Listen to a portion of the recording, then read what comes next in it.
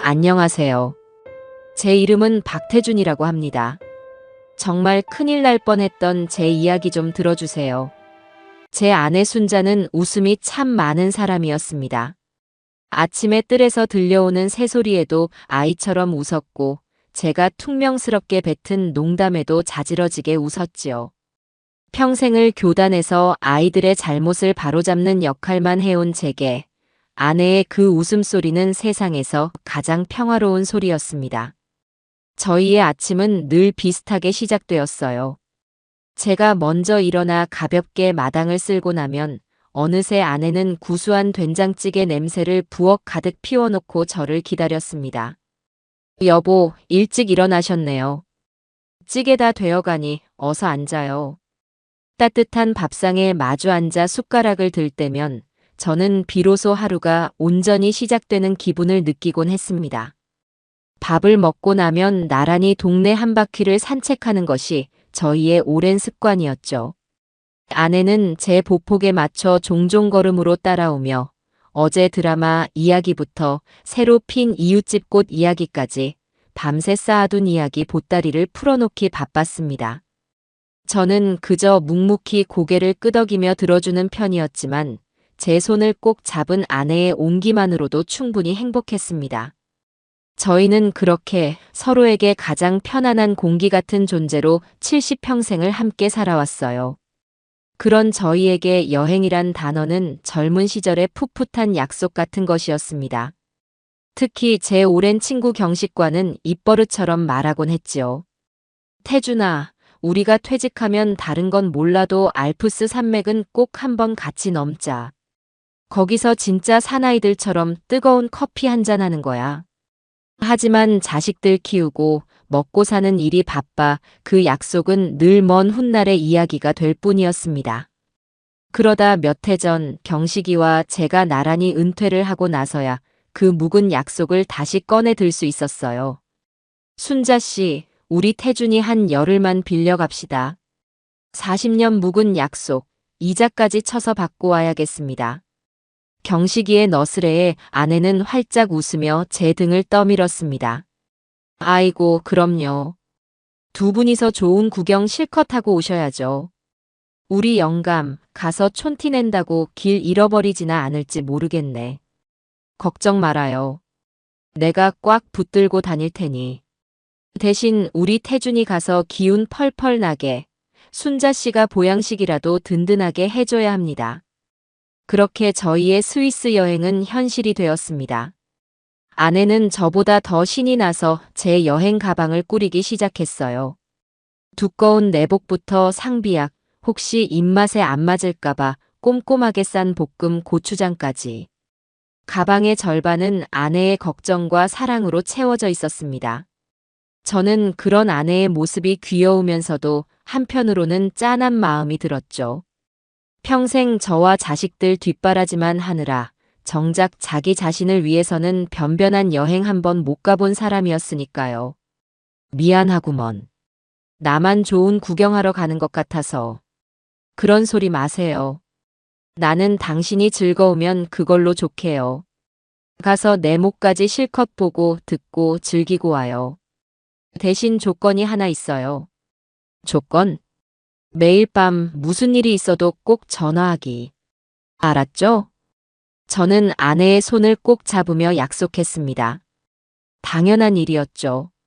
아내의 목소리를 듣지 않고서야 어찌 제가 타국에서 편히 잠들 수 있겠습니까? 여행 당일 공항은 여행객들의 설렘으로 가득 차 있었습니다. 아들 민수와 며느리 세희가 저희를 배웅하러 나왔지요. 아들은 오랜만에 떠나는 제 여행에 자기가 더 들뜬 모습이었고 며느리는 유난스러울 정도로 살갑게 굴었습니다. 아버님, 경식 아저씨. 정말 아무 걱정 마시고 세상에서 제일 좋은 구경만 하고 오세요. 비행기에서 드시게 간식도 좀 쌌어요. 세희는 이것저것 챙겨주며 부산을 떨었습니다. 그리고는 아내의 팔짱을 꼭 끼며 말했죠. 어머님은 이 효녀 며느리가 딱 붙어서 모실게요. 아버님 안 계셔서 심심하지 않게 매일 영화도 보고 맛있는 것도 먹으러 다닐 거예요. 그렇죠, 어머님? 그래, 우리 새아가 덕분에 내가 호강하겠구나. 아내는 그저 흐뭇하게 웃을 뿐이었습니다. 저는 그 완벽하게 꾸며진 효부의 모습에서 순간 아주 찰나의 위화감을 느꼈습니다. 너무 과하고 어딘가 연극적인 느낌이랄까요? 하지만 곧 고개를 저었습니다. 평생 사람을 의심하고 바로잡는 직업병이 또 도지는구나 싶었지요. 저렇게 싹싹한 며느리를 얻은 것은 복이라 생각해야 했습니다. 잘 다녀오겠습니다. 어머니 잘 부탁하네. 걱정 마시고 잘 다녀오세요, 여보. 출국장으로 들어서기 전 저는 아내를 한번 꼭 안아주었습니다. 늘 그렇듯 아내의 몸에서는 따스하고 포근한 향이 났습니다. 그것이 제가 기억하는 아내의 마지막 모습이 될 줄은 그때는 정말 꿈에도 몰랐습니다. 친구 경식이와 함께한 열흘은 제 인생에서 손에 꼽을 만큼 행복한 시간이었습니다. 만년설이 쌓인 융프라우의 장엄한 풍경과 에메랄드빛 호수는 70평생의 시름을 모두 잊게 할 만큼 아름다웠지요.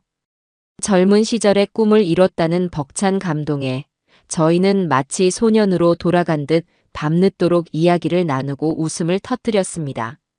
하지만 그 모든 풍경 속에서도 제 마음 한구석에는 늘 아내 순자가 있었습니다. 아름다운 것을 볼 때마다 순자도 이걸 봤으면 얼마나 좋아했을까 하는 생각이 절로 들었으니까요. 저는 아내와의 약속대로 매일 밤 잠들기 전이면 꼭 전화를 걸어 그날 본 것들과 제 감상을 소상히 들려주었습니다. 여보, 오늘은 기차를 타고 산에 올랐는데 세상에 구름이 내 발밑에 있더군. 당신한테 보여주지 못하는 게 너무 아쉬웠어. 어머, 그랬어요? 내 목까지 많이 보고 오세요. 나는 새아가랑 맛있는 저녁 먹고 들어왔어요. 당신 없으니 허전하긴 해도 우리 세이가 딸처럼 잘 챙겨주니 걱정 말아요. 아내의 밝은 목소리를 듣고 나서야 저는 비로소 안심하고 잠자리에 들 수 있었습니다. 여행 마지막 날 밤, 저는 아내에게 줄 작은 뻐꾸기 시계를 샀습니다. 정시마다 예쁜 새가 나와 우는 것을 보면 아내가 무척 좋아할 것 같았지요. 그리고 마침내 긴 여행을 마치고 집으로 돌아오는 날이 되었습니다. 비행기에서 내리자마자 제 마음은 온통 아내를 만날 생각에 부풀어 있었죠. 경식이와 공항에서 아쉬운 작별 인사를 나누고 저는 서둘러 집으로 향하는 택시에 몸을 실었습니다.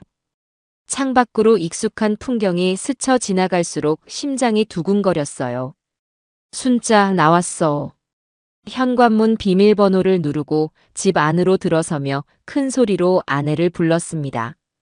하지만 집안은 제가 예상했던 것과는 전혀 다른 싸늘한 적막감에 휩싸여 있었습니다. 당연히 저를 반겨줄 아내의 모습은 보이지 않았고 집안 어디에서도 인기척이 느껴지지 않았어요. 거실에는 열흘 전 제가 떠날 때와 똑같이 신문이 놓여 있었고 부엌 식탁은 차갑게 비어 있었습니다. 불길한 예감이 엄습했어요. 저는 곧장 휴대폰을 꺼내 아내에게 전화를 걸었습니다. 신호는 가는데 아내는 전화를 받지 않았습니다. 연달아 몇 번을 더 걸어봐도 마찬가지였지요. 어디 아픈가? 아니면 잠시 외출을 했나? 온갖 생각이 머릿속을 스쳐 지나갔습니다. 저는 다급하게 아들에게 전화를 걸었습니다. 몇 번의 신호음 끝에 아들 민수가 전화를 받았습니다. 민수야, 나다. 너희 어머니 어디 계시니? 집에 아무도 없는데. 아, 아버지. 오셨어요? 아이고, 제가 연락을 미리 드렸어야 했는데. 지금 바로 그리로 갈게요. 가서 자세히 말씀드릴게요. 아들의 목소리는 어딘지 모르게 다급하고 불안해 보였습니다. 잠시 후 아들과 며느리가 허둥지둥 집으로 들어섰습니다. 두 사람의 얼굴에는 걱정이 가득했지요. 며느리 세이는 들어오자마자 눈시울을 붉히며 제 손을 잡았습니다. 아버님 어떡해요? 저희가 말씀드리려고 했는데 아버님 여행 망치실까봐 차마 연락을 못 드렸어요. 무슨 일이야? 내 어머니한테 무슨 일이라도 생긴 거냐? 그게 며칠 전에 어머님이 갑자기 현기증이 난다면서 주저앉으셨어요. 그래서 급하게 병원에 모시고 갔는데 큰 외상은 없는데 충격 때문인지 기억이 좀 오락가락하시는 것 같다고. 며느리는 말을 잇지 못하고 눈물만 훔쳤습니다. 아들이 옆에서 말을 거들었지요. 의사 선생님이 지금은 절대적인 안정이 필요하다고 하시더라고요. 환경을 바꿔서 외부 자극이 전혀 없는 곳에서 푹 쉬셔야 기억도 빨리 돌아온다고요. 그래서 저희가 수소문해서 아는 분 통해 공기 좋은 강원도 산사에 있는 명상치유원이라는 곳에 잠시 모셨습니다. 치유원? 산사. 처음 듣는 생소한 이름에 저는 고개를 갸웃했습니다. 평생 절이라고는 가본 적도 없는 아내가 그런 곳에 갔다는 것이 선뜻 믿기지 않았어요. 왜 나한테 말도 없이 그런 결정을 해? 당장 가봐야겠다. 거기가 어디냐? 제가 버럭 소리를 지르며 재킷을 집어들자 세희가 다급하게 저를 말렸습니다. 아버님, 지금은 안 돼요. 그 치유원 규칙이 아주 엄격하대요. 외부와의 연락을 완전히 끊고 명상에만 집중해야 빨리 회복된다고 휴대폰 같은 전자기기는 일절 반입 금지고 가족 면회도 초기 한 달 동안은 절대 안 된다고 하더라고요. 저희도 너무 보고 싶고 답답한데 어머님을 위해서 꾹 참고 있는 거예요. 그게 무슨 말도 안 되는 소리야. 얼굴을 못 본다니. 아버지, 새해 말이 맞아요. 저희가 다 알아보고 결정한 거니까 일단은 저희를 믿고 좀 기다려주세요. 어머니 좋아지시면 바로 모시고 올게요. 아들까지 나서서 저를 말리자 더는 화를 낼 수가 없었습니다.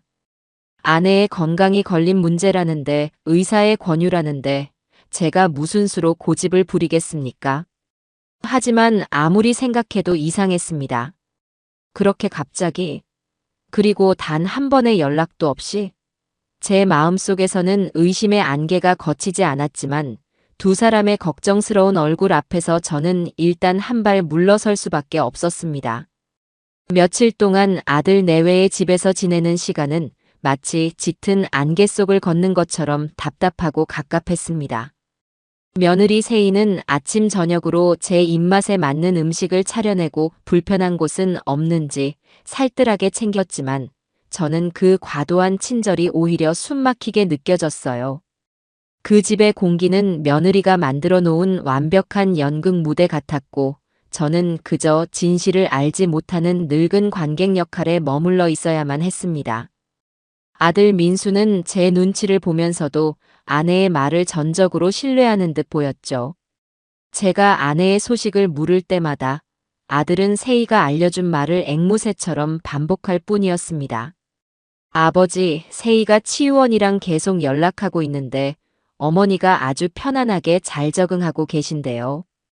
지금은 회복에만 집중해야 할 때니까 저희가 조금만 더 참고 기다려요. 그들의 말을 곧이곧대로 믿기에는 제 마음속 의심의 가시가 너무 깊게 박혀 있었습니다. 특히 제 마음을 가장 무겁게 짓누른 것은 손주 유나의 태도였습니다. 할아버지의 귀환을 그 누구보다 기뻐하며 제 품에 와락 안겨야 할 아이가 이제는 집 안에서 저와 마주치는 것조차 피하고 있었으니까요. 이 녀석은 제가 거실에 앉아 있으면 마치 못 볼 사람이라도 본 것처럼 화들짝 놀라 자기 방으로 쏜살같이 달려가 문을 닫아버리기 일쑤였습니다.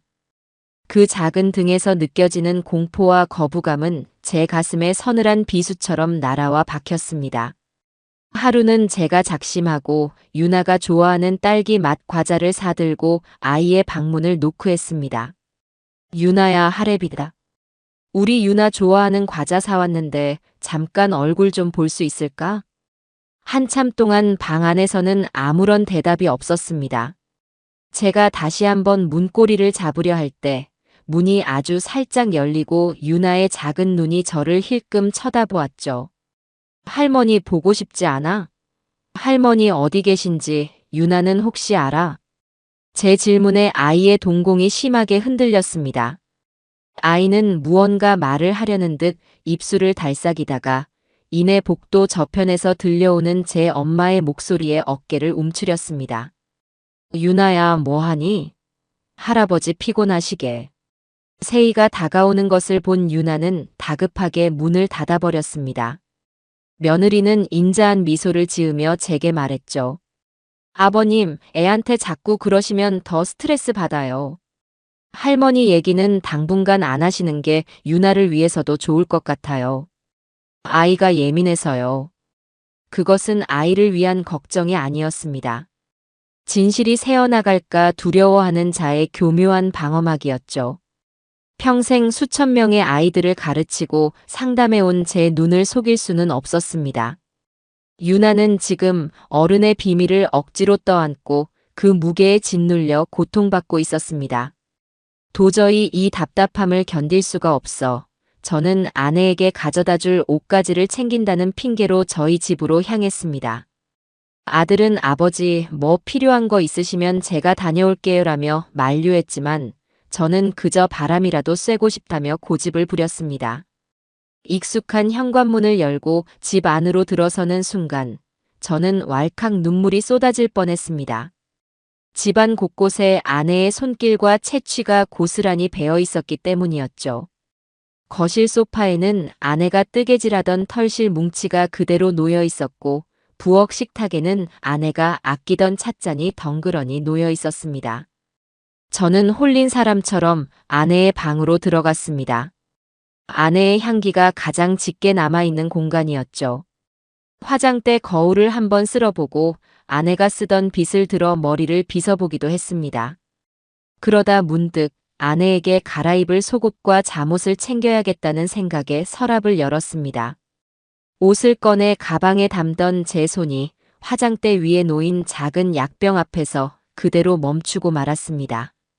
아내가 매일 아침 저녁으로 식사 후에 반드시 복용해야 하는 혈압약이었습니다. 뚜껑을 열어보니 약은 제가 여행을 떠나던 날 아침 이후로 단 하나도 줄어들지 않은 상태였습니다. 심장이 쿵 하고 바닥으로 떨어지는 기분이었죠. 제 아내는 저보다 더 자기 몸을 챙기는 꼼꼼하고 부지런한 사람이었습니다. 그런 아내가 자신의 목숨과도 같은 이 약을 두고 갔다고 저는 떨리는 손으로 약병 옆에 놓인 돋보기 안경을 집어들었습니다. 신문 한 줄, 책 한 페이지도 이 안경 없이는 읽지 못하는 사람이었습니다. 요양을 간다면서 무료한 시간을 달래줄 책과 안경, 그리고 생명과도 같은 약을 모두 내팽개치고 갔다는 것은 상식적으로 불가능한 일이었습니다. 이것은 아내가 스스로 떠난 것이 아니라는 명백하고도 차가운 증거였습니다. 누군가 아내를 아주 급하게 아내의 의지와는 상관없이 다른 곳으로 데려갔다는 확신이 들었습니다. 저는 그 자리에 주저앉아 한참을 망연자실해 있었습니다. 그러다 정신을 차리고는 지푸라기라도 잡는 심정으로 아내의 동생과 친구들에게 전화를 걸기 시작했습니다. 하지만 돌아오는 대답은 모두 똑같았습니다. 형부, 세희한테 다 들었어요. 언니가 요즘 기억이 오락가락해서 공기 좋은 곳으로 요양을 갔다고요. 우리 세희가 얼마나 야무지게 언니를 챙기는지 정말 복 받으신 거예요, 형부. 아내의 여동생마저 며느리의 거짓말에 완벽하게 속아 넘어가 있었습니다. 제가 뭔가 이상하다. 순자가 약도 안 가지고 갔다고 말해도 어머, 그랬어요? 세희가 깜빡했나 보네요. 제가 연락해서 꼭 좀 챙겨주라고 할게요라며 대수롭지 않게 넘길 뿐이었습니다. 며느리 세희는 제가 손쓸 틈도 없이 주변의 모든 사람에게 거짓된 정보를 흘려 완벽한 알리바이를 만들어 놓은 후였습니다. 저는 순식간에 괜한 걱정으로 분란을 일으키는 고집 센 늙은이 혹은 아내의 병을 인정하지 못하는 현실 부정자로 전락해 버렸습니다. 사방이 거대한 벽으로 둘러싸인 듯한 완벽한 고립감이 저를 덮쳐왔습니다. 진실은 제 손안에 있는데 세상 그 누구도 제 말을 믿어주려 하지 않았습니다. 그날 밤 아들 내외의 집으로 돌아온 저는 뜬 눈으로 밤을 지새워야 했습니다. 천장에 매달린 희미한 달빛을 보며 온갖 끔찍한 생각들이 머릿속을 헤집고 다녔습니다. 아내의 혈압약, 돋보기 안경, 그리고 손주 유나의 겁에 질린 눈동자가 번갈아 떠오르며 제 가슴을 짓눌렀죠. 명상치유원이라는 허울 좋은 이름 뒤에 감춰진 진실은 과연 무엇일까? 제 아내는 지금 어디서 어떤 모습으로 있는 것일까? 꼬리에 꼬리를 무는 의문들은 거대한 늪처럼 저를 점점 더 깊은 절망 속으로 끌어당겼습니다. 시계의 초침 소리만이 유난히 크게 들리는 길고 긴 밤이었습니다. 새벽 2시를 막 넘겼을 무렵이었어요. 칠흑 같은 정적을 깨고 옆방인 유나의 방에서 아주 작은 흐느낌 소리가 새어나오기 시작했습니다. 처음에는 그저 아이의 잠꼬대려니 생각했지만 소리는 그치지 않고 간헐적으로 이어졌습니다. 마치 무서운 꿈을 꾸며 힘겹게 낑낑대는 강아지처럼 애처롭고 절박한 소리였죠. 저는 더 이상 모른 척 누워있을 수가 없었습니다. 조심스럽게 침대에서 일어나 소리가 나는 곳으로 발걸음을 옮겼습니다. 유나의 방문은 살짝 열려 있었습니다. 저는 문틈으로 고개를 내밀어 방 안을 살폈습니다. 작은 동물 모양의 수면등이 켜진 방 안, 유나는 침대 위에서 이리저리 몸을 뒤척이며 식은땀을 뻘뻘 흘리고 있었습니다. 아이는 무언가에 쫓기는 사람처럼 잔뜩 겁에 질린 표정이었어요. 싫어, 무서워. 아이는 잠결에 작은 소리로 중얼거렸습니다. 저는 가슴이 철렁 내려앉는 것을 느끼며 조용히 방 안으로 들어섰습니다. 그리고 아이의 침대 곁에 조용히 쪼그려 앉아 땀으로 축축하게 젖은 아이의 이마를 부드럽게 쓸어주었습니다. 바로 그 순간이었습니다. 저의 따뜻한 손길이 닿자 아이가 잠시 안도하는 듯 몸부림을 멈추었습니다. 그리고는 억눌려 있던 악몽의 기억들을 마치 댐이 터지듯 하나씩 토해내기 시작했습니다. 그 말들은 제 남은 생을 송두리째 뒤바꿔 놓은 끔찍하고도 선명한 진실의 목소리였습니다. 할머니. 아이가 애타게 할머니를 불렀습니다. 노란 대문. 순간 제 머릿속이 하얘졌습니다. 명상치유원이라던 며느리의 말이 거짓이라는 확신이 번개처럼 스쳐 지나갔습니다. 아저씨가 할머니 팔 꽉 잡았어. 아이는 마치 그 장면을 다시 보는 것처럼 몸을 부들부들 떨었습니다. 제 심장은 얼음장처럼 차갑게 식어갔습니다. 그리고 아이의 입에서 나온 마지막 한마디는 제 남은 이성을 완전히 끊어놓고 말았습니다. 할머니는 맨날 잠만 자. 그것은 휴식이 아니었습니다. 명상도 아니었죠.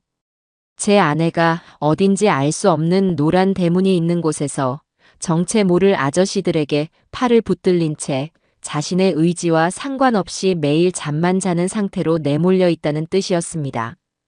그것은 명백한 구조 신호였습니다. 제 아내가 지금 심각한 위험에 처해 있다는 7살 손주의 영혼이 보내는 처절한 외침이었습니다. 순간 지난 며칠간 저를 괴롭혔던 모든 의심의 안개가 걷히고 차갑고도 선명한 진실의 칼날이 제 심장을 관통했습니다. 며느리의 완벽한 연극, 아들의 무지한 동조, 주변인들의 철저한 외면. 이 모든 것은 제 아내를 세상으로부터 완벽하게 지워버리기 위한 치밀하게 계획된 음모였습니다. 피가 거꾸로 솟는 분노가 온몸을 휘감았지만 동시에 머리는 얼음처럼 차가워졌습니다. 평생을 교장으로 살아오며 수많은 위기 상황을 수습했던 경험이 제 안의 본능을 깨웠습니다. 지금은 슬퍼하거나 분노할 때가 아니었습니다. 한시가 급했습니다. 아내에게는 시간이 얼마 없을지도 몰랐습니다. 저는 더 이상 단 1초도 망설이지 않았습니다. 아들이나 며느리를 깨워 진실을 추궁하는 것은 이제 아무런 의미가 없었습니다.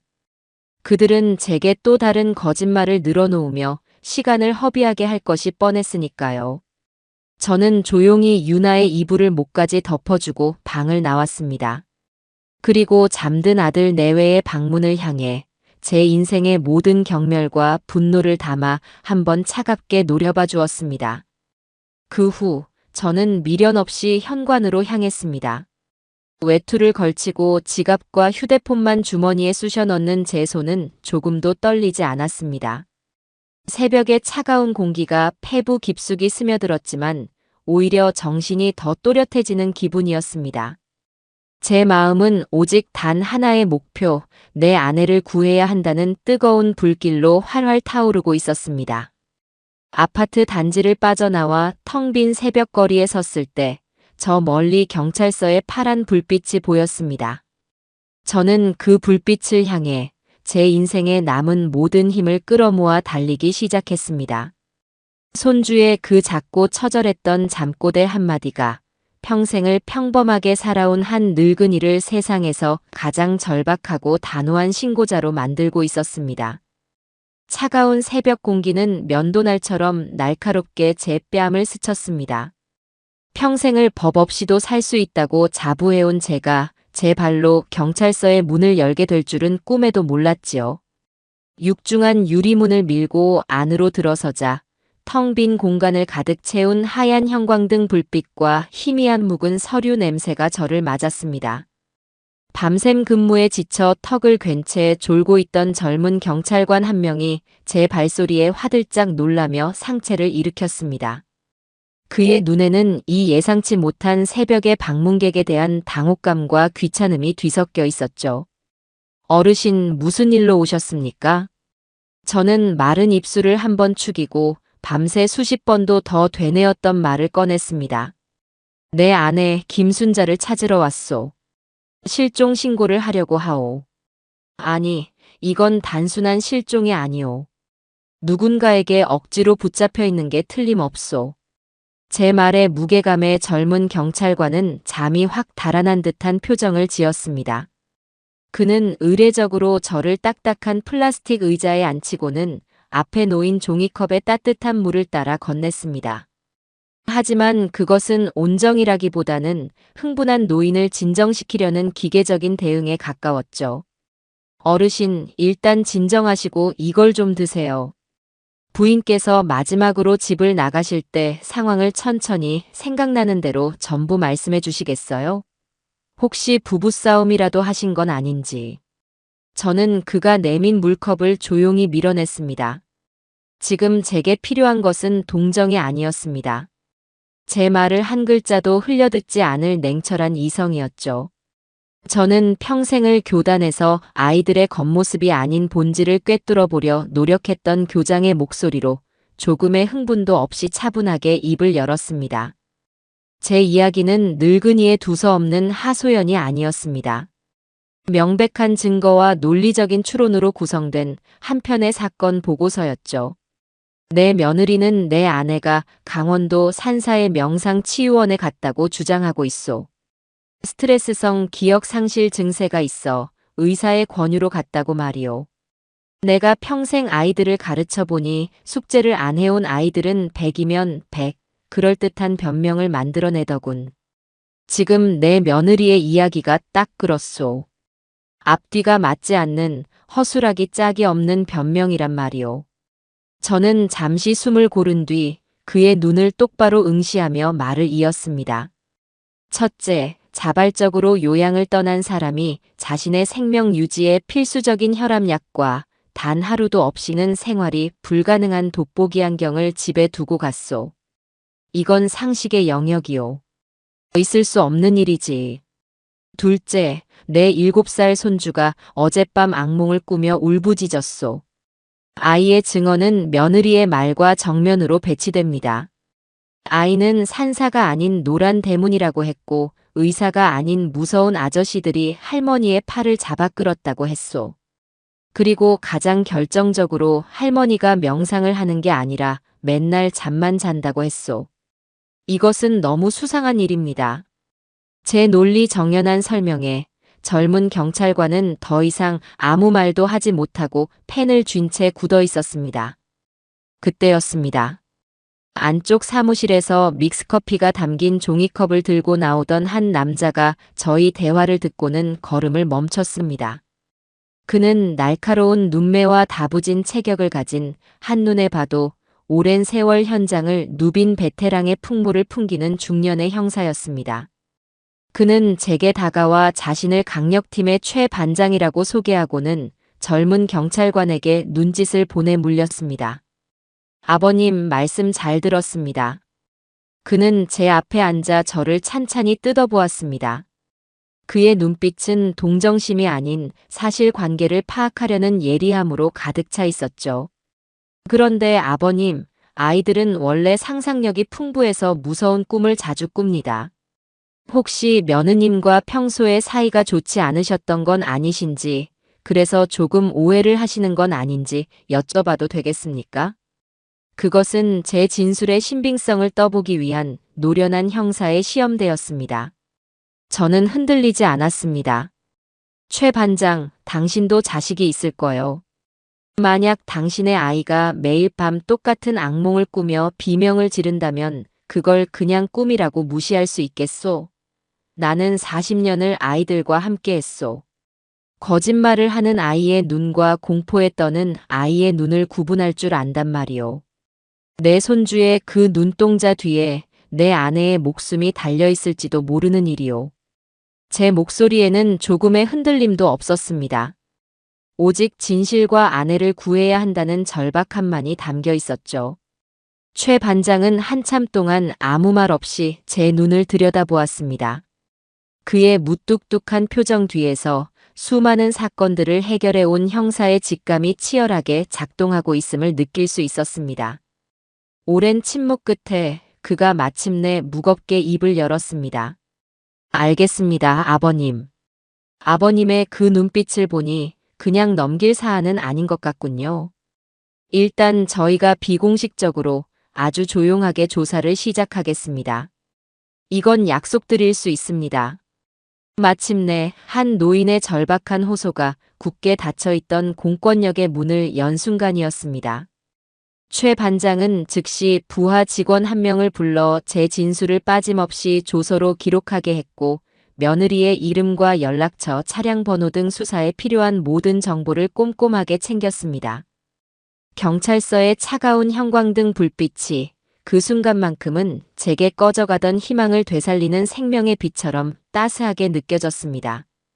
경찰서를 나서는 제 어깨에 최 반장이 손을 얹었습니다. 아버님, 지금부터가 진짜 시작입니다. 며느님이 아버님의 의심을 조금이라도 눈치채게 해서는 안 됩니다. 평소처럼, 아주 평소처럼 행동해 주셔야 합니다. 저희가 움직일 시간을 벌어주셔야 해요. 그의 말은 비수처럼 날아와 제 가슴에 박혔습니다. 아내를 위험에 빠뜨린 원수와 한 지붕 아래에서 아무것도 모르는 척 연기를 해야 한다는 사실이 기가 막혔지만 저는 말없이 고개를 끄덕였습니다. 그것이 아내를 구할 유일한 길이었으니까요. 아들 내외의 집으로 돌아가는 길은 마치 지옥으로 향하는 길처럼 멀고 험하게 느껴졌습니다. 머릿속에서는 앞으로 어떻게 행동해야 할지, 무슨 말을 해야 할지에 대한 수만 가지 시뮬레이션이 쉴 새 없이 돌아갔습니다. 현관문 앞에서 잠시 심호흡을 하고 안으로 들어섰을 때 거실 소파에서 웅크린 채 뜬 눈으로 밤을 새운 아들 민수와 마주쳤습니다. 제가 사라진 것을 알고 밤새 애를 태운 모양이었습니다. 아버지, 대체 어디 다녀오시는 거예요? 전화도 안 받으시고 얼마나 걱정했다고요. 아들이 하얗게 질린 얼굴로 제게 달려왔습니다. 곧이어 안방에서 뛰쳐나온 며느리 세희 역시 금방이라도 울음을 터뜨릴 듯한 얼굴이었죠. 아버님, 정말 이러시기에요? 이 새벽에 말도 없이 나가시면 저희는 어떡하라고요? 저는 두 사람의 위선적인 걱정을 마주하고 제 인생에서 가장 어렵고도 완벽한 연기를 시작해야만 했습니다. 일부러 다리에 힘이 풀린 듯 휘청거리며 소파에 주저앉았습니다. 그리고는 깊은 한숨과 함께 자책 섞인 목소리로 말했죠. 아니다, 내가 잠시 정신이 나갔었나 보다. 내 어머니 걱정에 도무지 잠을 이룰 수가 있어야지. 답답한 마음에 바람이라도 쐬면 나을까 해서 나갔다가 나도 모르게 발길이 경찰서로 향했구나. 경찰서라는 단어에 며느리의 얼굴 근육이 순간적으로 미세하게 굳어지는 것을 제 예리한 눈은 놓치지 않았습니다. 저는 그녀가 질문을 던지기 전에 먼저 선수를 쳤습니다. 가서 내 어머니를 찾아달라고 하소연도 해보고 늙은이 주책으로 때도 써봤다. 하지만 역시나 내 기우였던 게지. 경찰도 결국엔 가족 간의 일이니 잘 해결해보라고 하더구나. 내가 너무 늙어서 망령이 들었나 보다. 너희 말대로 내 어머니는 좋은 곳에서 편안하게 잘 쉬고 계신 거겠지. 괜한 소란만 피우고 말았다. 미안하다. 제 진심 어린 사과와 자책이 담긴 연기에 며느리의 얼굴에 서렸던 긴장감이 눈 녹듯이 사라졌습니다. 그녀는 이내 안도하는 표정을 지으며 언제나처럼 상냥한 며느리의 가면을 다시 꺼내 썼습니다. 아이고 아버님, 오죽 걱정이 되셨으면 그러셨겠어요. 저희한테 서운해서 그러셨던 거잖아요. 이제라도 마음 푸셨다니 정말 다행이에요. 얼른 들어오셔서 아침 식사부터 하세요. 제가 아버님 좋아하시는 북엇국 뜨끈하게 끓여놨어요. 그렇게 저는 태연자약한 얼굴로 제 아내의 고통을 담보로 차려진 아침상에 마주 앉아야 했습니다. 목구멍으로 넘어가는 국물이 마치 용암처럼 뜨겁게 느껴졌지만 저는 숟가락을 놓지 않았습니다. 국그릇에 얼굴을 파묻은 채 저는 조용히 눈물을 삼켰습니다. 이 끔찍한 식사가 끝나고 나면 진짜 전쟁이 시작될 것이었습니다. 그날 오후 내내 제 휴대폰은 조용했습니다. 초조한 마음에 방 안을 서성이다 밖을 내다보기를 수십 번. 마침내 해가 저물어갈 무렵 최 반장에게서 짧은 문자 메시지가 도착했습니다. 차량 동선 확보. 강원도 방면 심장이 쿵쾅거리기 시작했습니다. 그리고 잠시 후 약속된 수순대로 최 반장이 직접 며느리 세희에게 전화를 걸었습니다. 저는 거실에서 신문을 보는 척하며 며느리의 통화 내용에 모든 신경을 곤두세웠습니다. 네, 여보세요? 네. 경찰서요? 아, 네. 제가 서유진 맞는데요. 세희의 목소리가 살짝 떨리는 것이 느껴졌습니다. 아, 아버님이 신고하신 것 때문에요. 아이고, 정말 죄송해요. 저희 아버님이 연세가 많으셔서 걱정이 좀 지나치세요. 저희 어머님 아무 일 없으세요. 세희는 교묘하게 저를 걱정 많은 노인으로 몰아가며 상황을 수습하려 애썼습니다. 네. 아, 어디 계시냐고요? 그럼요, 저희는 알죠. 강원도에 있는 고요한 마음 치유원이라는 곳에 계세요. 네, 주소요? 아, 주소는 잠시만요. 미리 준비해 놓지 못한 질문이었는지 세희는 잠시 당황하는 기색이 역력했습니다. 그녀는 잠시 머뭇거리더니 이내 아무렇게나 지어낸 가짜 주소를 둘러대기 시작했습니다. 수화기 너머의 최 반장은 그 모든 거짓말을 묵묵히 듣고 있었을 겁니다. 전화가 끊어지고 세희는 한숨을 푹 쉬며 제게 다가왔습니다. 아버님, 경찰서에서 전화 왔었어요. 아버님이 아침에 신고하신 것 때문에 확인 전화가 왔더라고요. 제가 잘 말씀드렸으니 이제 정말 걱정 안 하셔도 돼요. 그녀는 제 어깨를 두드리며 인자하게 웃었습니다. 저는 그 가증스러운 얼굴을 향해 힘없는 미소를 지어 보였습니다. 그래, 내가 괜한 일을 벌였구나. 고맙다, 아가. 제 대답에 만족한 듯 세희는 콧노래를 부르며 주방으로 향했습니다. 저는 신문 뒤에 얼굴을 숨긴 채 서늘한 미소를 지었습니다. 그래, 마음껏 웃어두거라. 너의 그 더러운 웃음소리를 들을 날도 이제 얼마 남지 않았으니. 며칠의 시간은 영원처럼 길게 느껴졌습니다. 저는 아들 내외의 집에서 완벽한 연기를 펼치며 시간을 보냈습니다. 낮에는 일부러 기억력이 감퇴한 것처럼 같은 질문을 반복하거나 멍하니 텔레비전만 바라보며 며느리 세희의 경계심을 완전히 허물었습니다. 그녀는 이제 저를 아내의 부재로 인해 심약해진 자신의 통제하에 있는 무력한 늙은이로 여기는 듯 했습니다. 밤이 되면 저는 제 방에서 뜬 눈으로 지새우며 최 반장이 보내오는 짧은 단문 메시지만을 애타게 기다렸습니다. 탐문 중. CCTV 추가 확보. 와 같은 짧은 메시지들은 어둠 속에서 제가 버틸 수 있는 유일한 동아줄이었습니다. 최 반장의 수사팀은 그 시간 동안 강원도의 산간 지역을 이잡듯 뒤지고 있었습니다. 그들은 더 이상 치유원이라는 간판을 찾지 않았습니다. 대신 제 손주 유나의 기억 속에 남아있던 단 하나의 단서, 노란 대문을 찾는 데에 모든 수사력을 집중했죠. 형사들은 탐문 수사를 위해 등산객으로 위장하거나 약초꾼 행세를 하며 산속의 외딴 집들을 샅샅이 확인해 나갔습니다. 하지만 범인들의 소굴은 생각보다 훨씬 더 깊고 은밀한 곳에 자리하고 있었습니다. 그리고 마침내 수사를 시작한 지 사흘째 되던 날 오후 기적 같은 소식이 전해졌습니다. 최 반장에게서 다급함과 흥분이 뒤섞인 목소리에 전화가 걸려온 것이었죠. 아버님, 찾은 것 같습니다. 유나가 말한 노란 대문이요.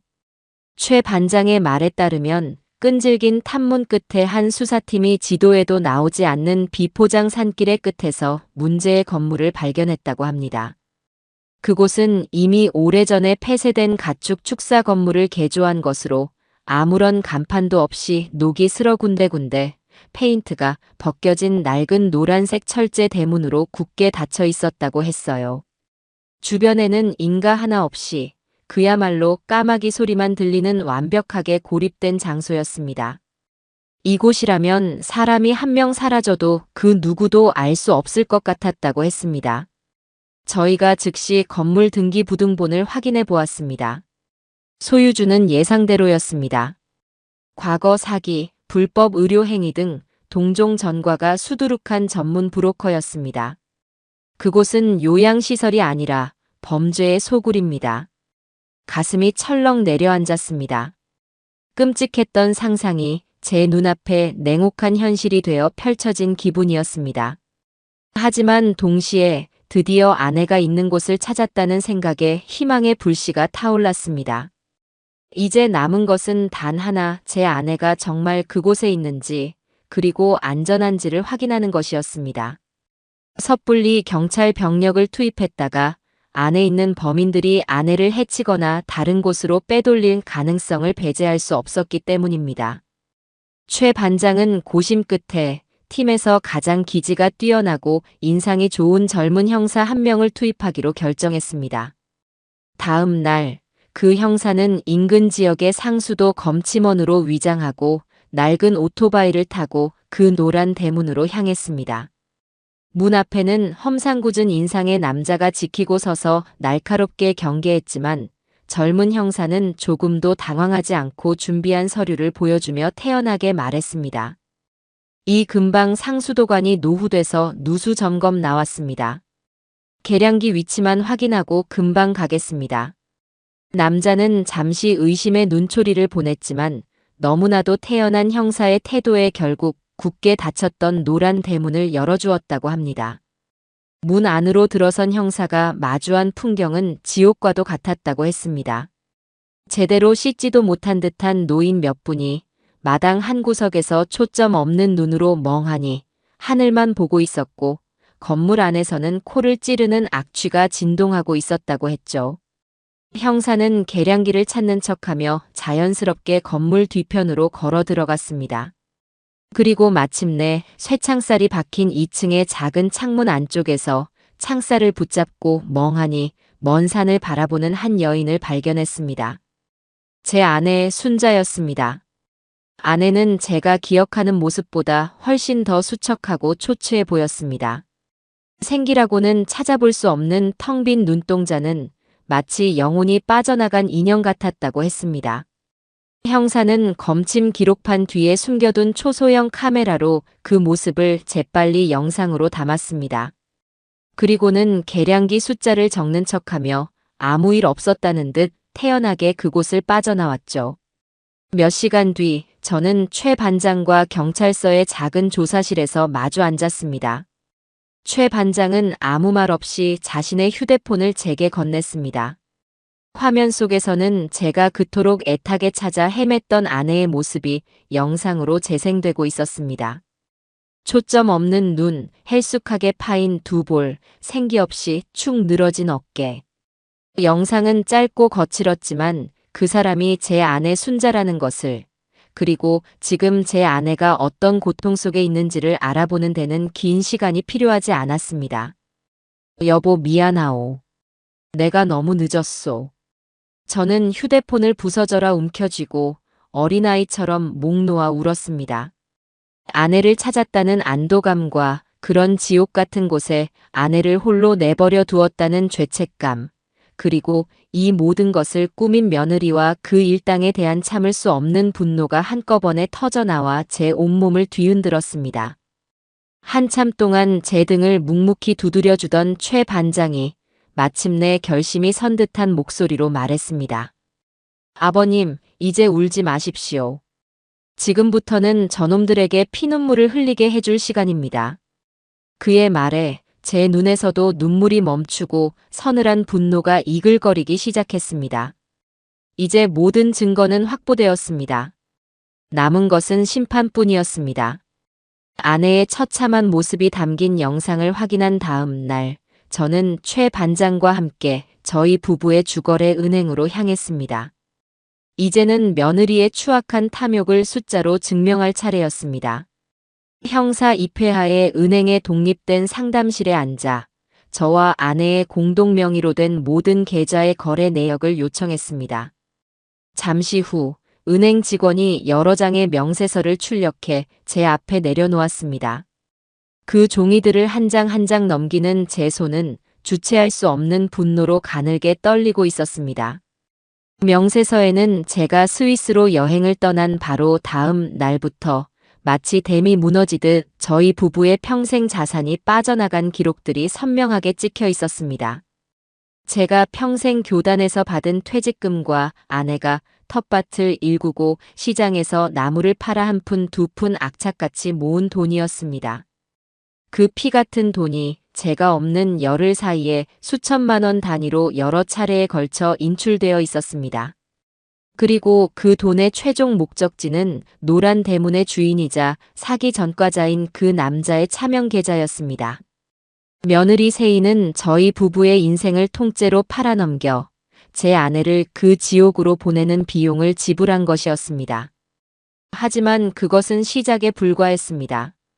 진짜 기가 막힌 사실은 아내의 신용카드 사용 내역서에 고스란히 담겨 있었죠. 아내가 시장에 갈 때나 가끔 사용하던 그 카드는 제가 한국을 떠난 이후 마치 봉인이라도 풀린 것처럼 광란의 축제를 벌이고 있었습니다. 서울 강남의 최고급 백화점 명품관에서 최신상 핸드백을 구입한 780만 원짜리 영수증, 청담동의 유명 피부관리실에서 끄는 500만 원짜리 VIP 회원권, 주말마다 친구들과 즐긴 것으로 보이는 특급 호텔 뷔페 레스토랑의 결제 내역들. 그리고 가장 제 눈을 의심하게 했던 것은 최근 출시된 독일제 고급 세단의 계약금으로 결제된 1,000만 원의 기록이었습니다. 저는 그 내역 하나하나를 손가락으로 짚어 내려가며 치를 떨었습니다.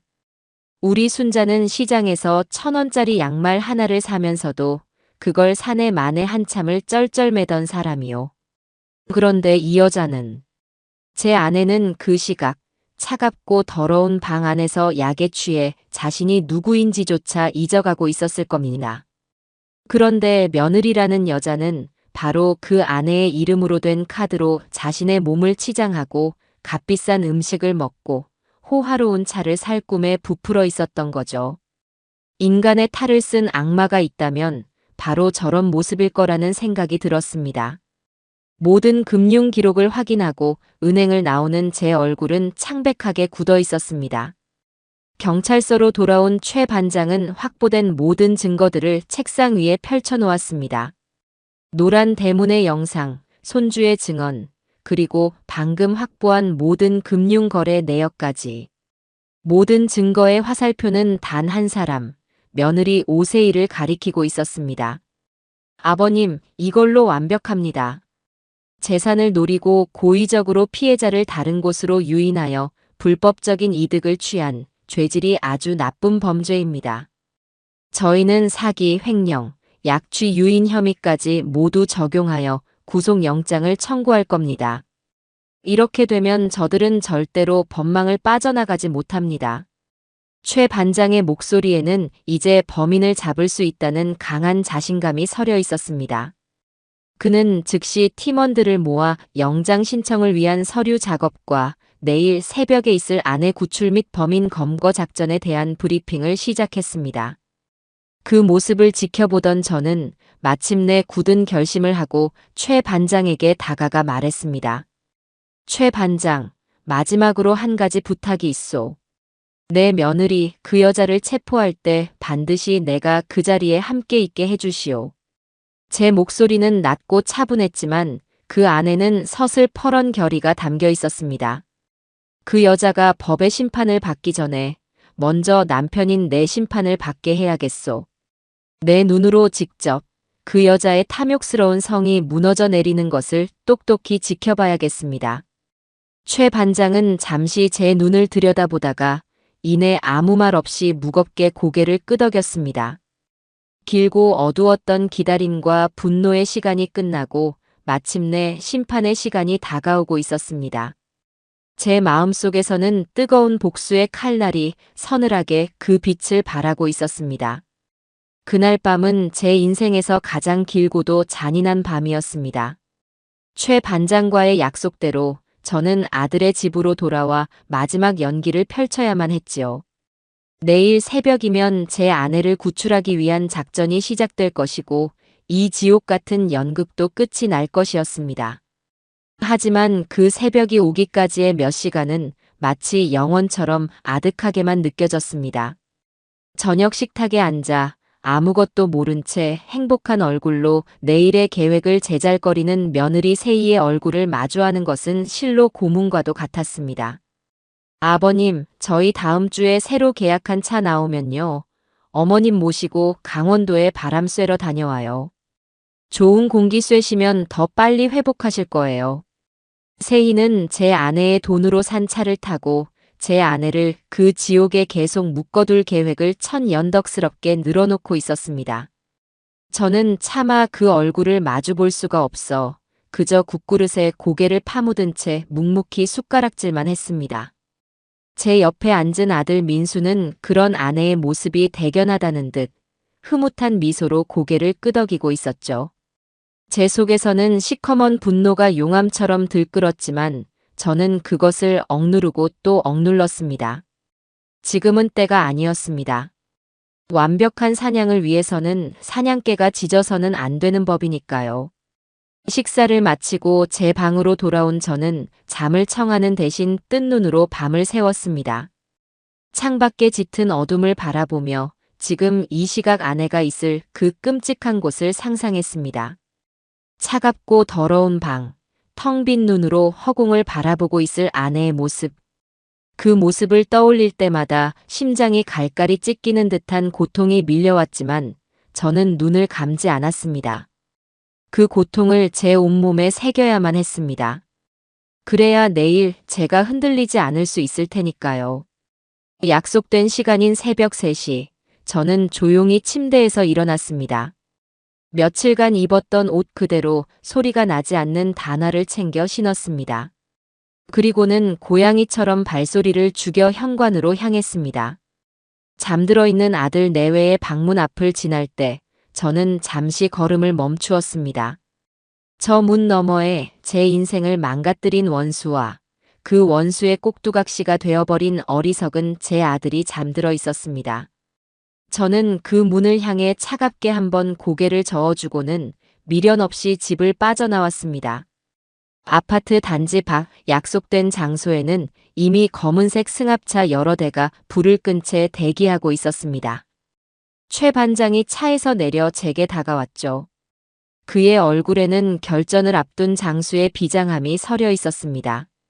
아버님, 잠은 좀 주무셨습니까? 뜬 눈으로 밤을 새웠소. 이제 곧 끝납니다. 일단 저희 차에 타시죠. 저희가 아버님의 안전을 확보하면서 움직이겠습니다. 저는 최 반장이 안내하는 차에 올라탔습니다. 차 안에는 저와 최 반장, 그리고 운전하는 형사 외에는 아무도 없었습니다. 다른 차들에는 완전 무장한 형사들이 나눠 타고 있었죠. 잠시 후 선두차의 헤드라이트가 조용히 켜지자 모든 차량이 약속이라도 한 듯 일사불란하게 움직이기 시작했습니다. 잠든 도시의 거리를 유령처럼 빠져나간 저희는 강원도로 향하는 어두운 고속도로 위를 달리기 시작했습니다. 차 안에는 무전기에서 간간히 들려오는 짧은 보고 소리 외에는 아무런 소리도 들리지 않았습니다. 저는 창밖으로 빠르게 스쳐 지나가는 어둠을 바라보며 오직 아내의 이름만을 마음속으로 되뇌었습니다. 순자, 조금만 더 버텨주오. 내가 지금 가고 있소. 2시간이 넘게 달렸을까 저희를 태운 차량들은 마침내 목적지인 외딴 산길 입구에 도착했습니다. 날은 아직 밝지 않았지만 저 멀리 동쪽 하늘이 희미하게 푸른빛을 띠기 시작하고 있었죠. 최 반장은 차에서 내려 모든 팀원들을 소집했습니다. 그는 위성 사진이 붙어있는 작전판을 가리키며 마지막 브리핑을 시작했습니다. 어조는 정문의 노란 대문을 돌파하여 주범들을 제압한다. B조는 건물 뒤편으로 돌아 도주로를 차단하고 C조는 창문을 통해 내부로 진입하여 피해자들의 신병을 확보한다. 인명피해가 발생하지 않도록 각별히 유의하고 특히 구출 대상인 김순자 여사의 안전을 최우선으로 확보할 것. 질문 있나? 팀원들의 일사불란한 대답과 함께 작전은 시작되었습니다. 형사들은 소리 없이 흩어져 어둠을 틈타 거대한 거미줄처럼 그 낡은 건물을 포위해 들어갔습니다. 저와 최 반장은 지휘 차량 안에서 내부로 진입한 형사들의 카메라가 보내오는 실시간 영상을 숨죽인 채 지켜보고 있었습니다. 마침내 최 반장의 단호한 명령이 무전기를 통해 울려 퍼졌습니다. 진입. 그와 동시에 육중한 노란 대문이 쾅 하는 굉음과 함께 안쪽으로 부서져 들어갔습니다. 잠에 취해 있던 시설의 직원들이 비명을 지르며 뛰쳐나왔지만 그들은 순식간에 땅바닥에 제압되었습니다. 건물 뒤편으로 도망치려던 자들 역시 이미 대기하고 있던 B조 형사들에게 붙잡혔죠. 작전은 그야말로 전광석화처럼 진행되었습니다.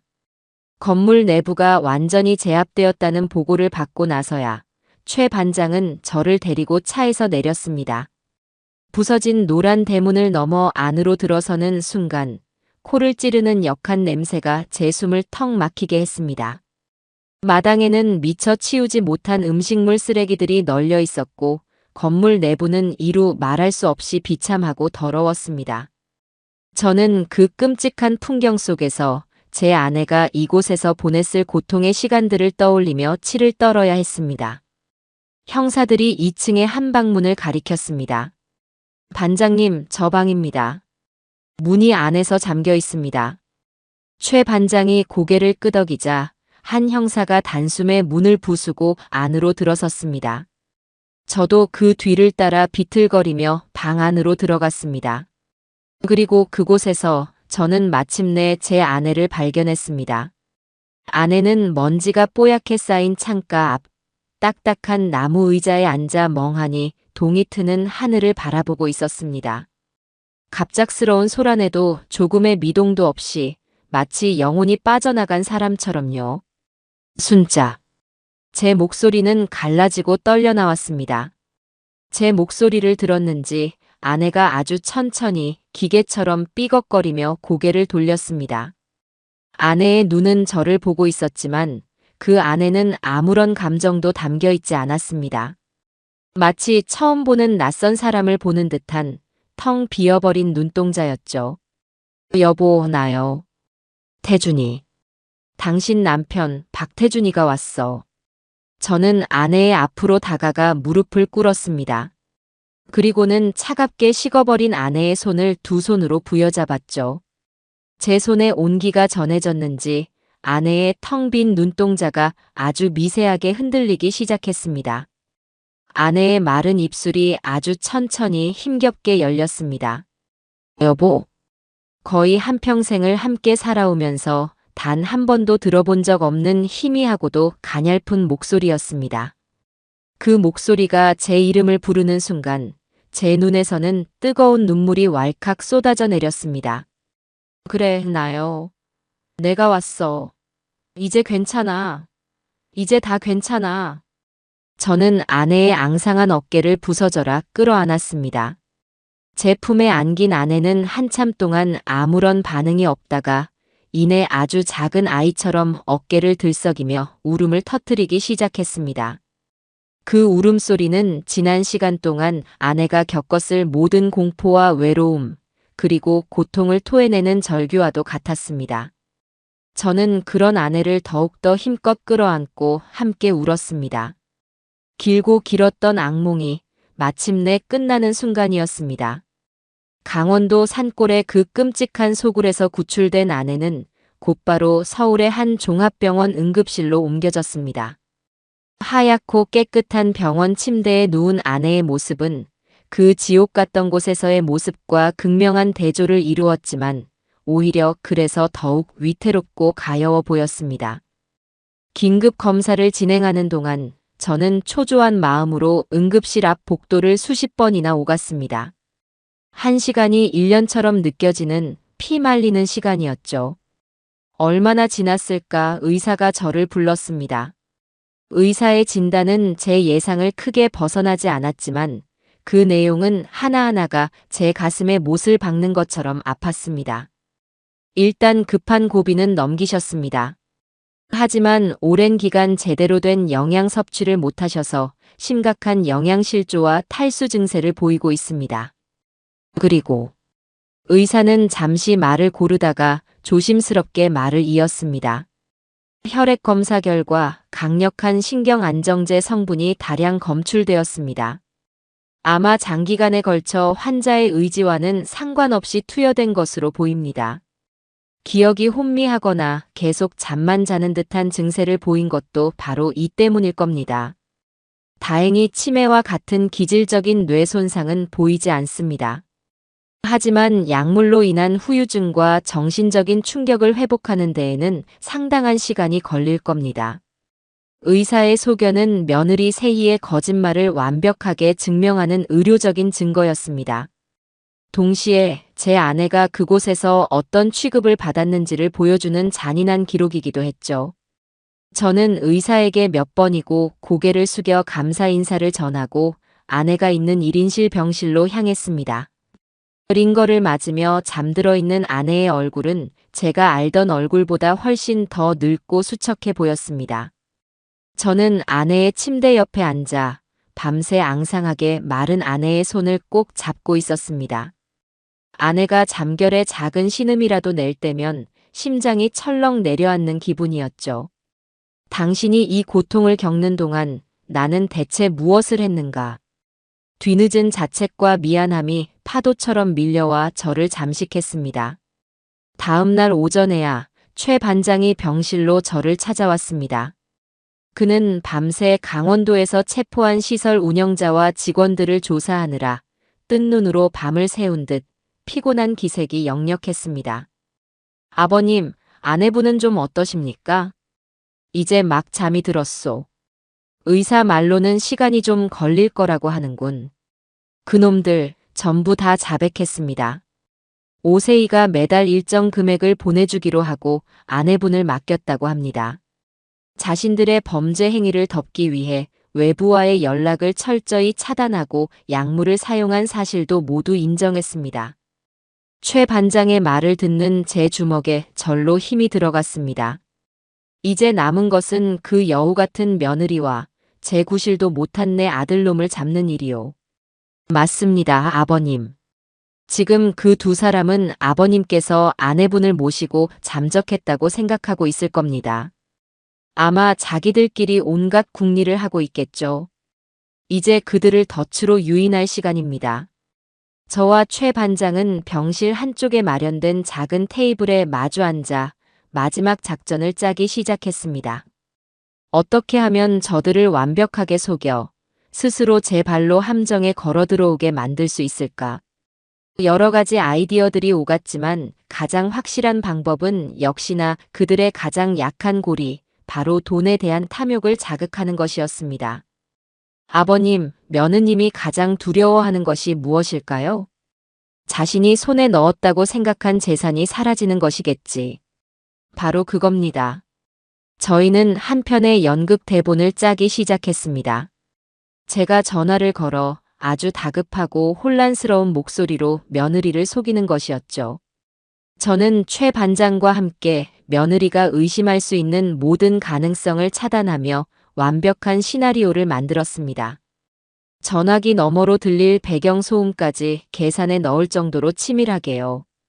모든 준비가 끝나고 저는 마침내 제 휴대폰을 들었습니다. 그리고 며느리 오세희의 번호를 눌렀죠. 신호가 몇 번 가지 않아 다급한 목소리의 며느리가 전화를 받았습니다. 아버님, 지금 어디세요? 어머님은요? 대체 어떻게 된 거예요? 저는 약속된 연기를 시작했습니다. 일부러 숨이 넘어갈 듯한 공포에 질린 목소리를 냈습니다. 세희야, 큰일 났다. 내 어머니가 갑자기 이상해졌어. 네. 그게 무슨 말씀이세요? 어머님이 왜요? 어젯밤에 갑자기 정신이 드셨는지 나를 보자마자 다짜고짜 여기서 나가자고 난리를 치시더구나. 그래서 내가 일단 급하게 모시고 나왔는데. 저는 잠시 말을 끊고 더욱 절박한 목소리로 말을 이었습니다. 그런데 지금 자기가 그동안 고생한 것에 대한 보상을 받아야겠다며 우리 집이랑 상가 명의를 전부 자기 앞으로 돌려놓지 않으면 다 폭로하겠다고 협박하고 계신다. 내가 지금 겨우 말리고는 있는데 막무가내야. 이대로는 안 되겠다. 너희가 빨리 와서 내 어머니 좀 어떻게 좀 해다오. 제 혼신을 다한 연기에 전화기 너머의 세희는 완벽하게 속아 넘어간 듯 했습니다. 그녀의 목소리에는 당혹감과 함께 자신이 공들여 쌓은 탑이 무너질지도 모른다는 극도의 불안감이 섞여 있었죠. 뭐라고요? 재산을요? 말도 안 돼. 정신 차리세요, 아버님. 절대 아무데도 도장 찍어주시면 안 돼요. 저희가 지금 바로 그리로 출발할게요. 어디세요, 거기가? 여기는 강원도에서 서울로 들어오는 길목에 있는 휴게소다. 여기서 기다리고 있을 테니 최대한 빨리 와다오.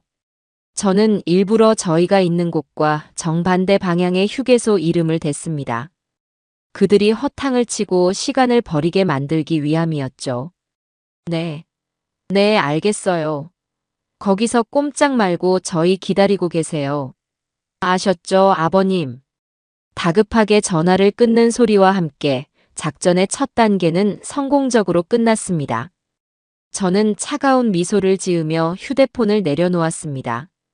제 옆에서 모든 것을 듣고 있던 최 반장이 제게 말없이 엄지손가락을 들어 보였습니다. 덫은 놓아졌고 굶주린 여우는 이제 미끼를 향해 정신없이 달려오고 있었습니다. 며느리 세희와 아들 민수는 저희가 던진 미끼를 아주 제대로 물었습니다. 그들은 자신들의 손에 거의 다 들어왔다고 믿었던 재산이 허공으로 날아갈지도 모른다는 불안감에 아마 이성을 상실한 채 제가 알려준 가짜 목적지를 향해 미친 듯이 차를 몰았을 겁니다. 그 시간 저와 최 반장은 진짜 덫을 놓기 위해 움직였습니다. 저희의 목표 지점은 그들이 서울로 돌아오기 위해 반드시 지나야만 하는 강원도와 경기도의 경계에 위치한 인적이 드문 산길의 한 굽이진 길이었습니다.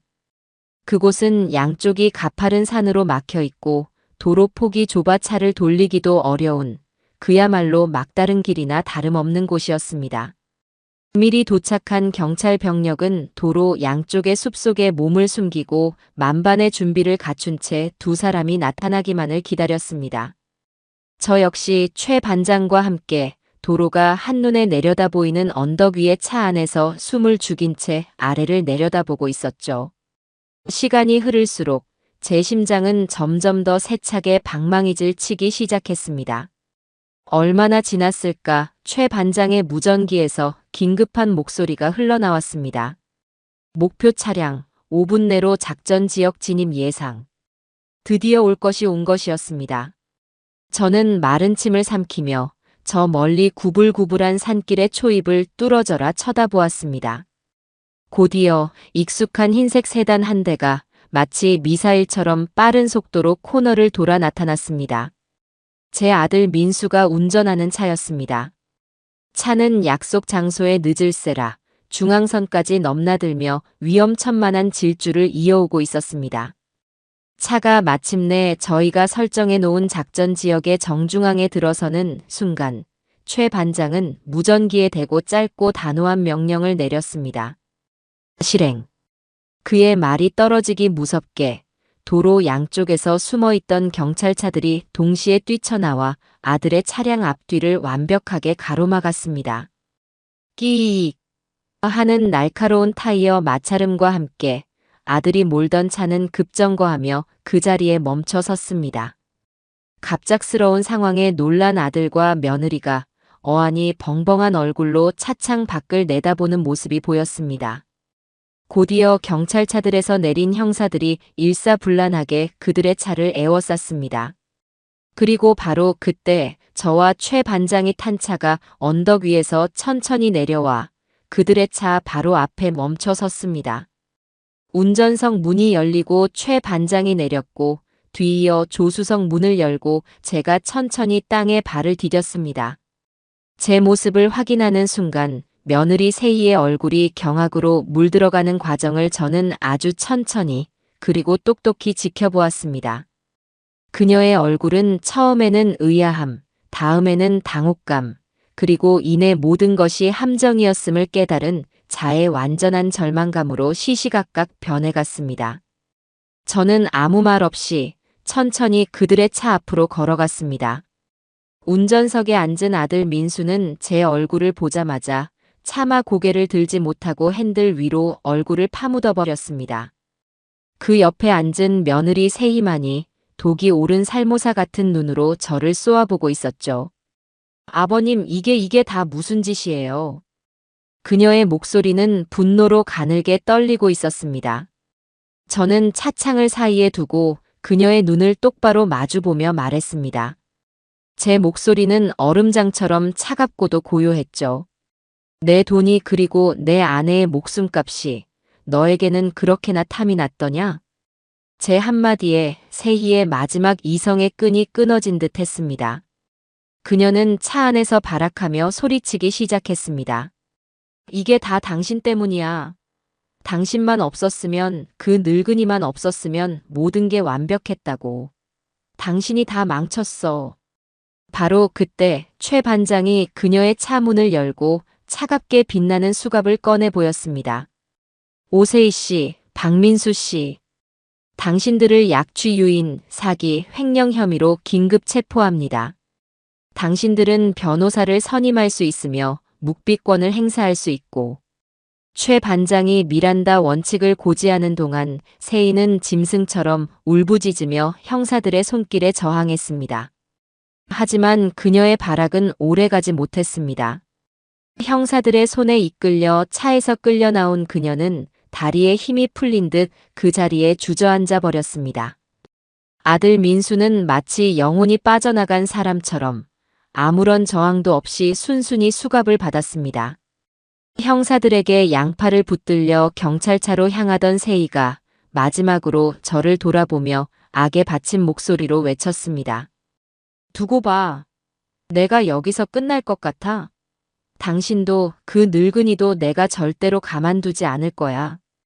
저는 그 마지막 발악을 그저 무표정한 얼굴로 끝까지 지켜봐 주었습니다. 그리고는 나지막이 읊조렸죠. 누구에게도 들리지 않을, 오직 나 자신에게 하는 다짐과도 같은 말이었습니다. 그래, 끝까지 한번 가보자꾸나. 내 얕은 탐욕과 내 깊은 분노 중에 과연 어느 것이 더 강한지 말이다. 두 사람이 탄 경찰차가 차가운 사이렌 소리를 울리며 산길을 빠져나갔습니다. 그들이 사라진 도로 위에는 저와 깊은 산의 차가운 바람만이 덩그러니 남았습니다. 길고 길었던 사냥이 마침내 끝이 났습니다.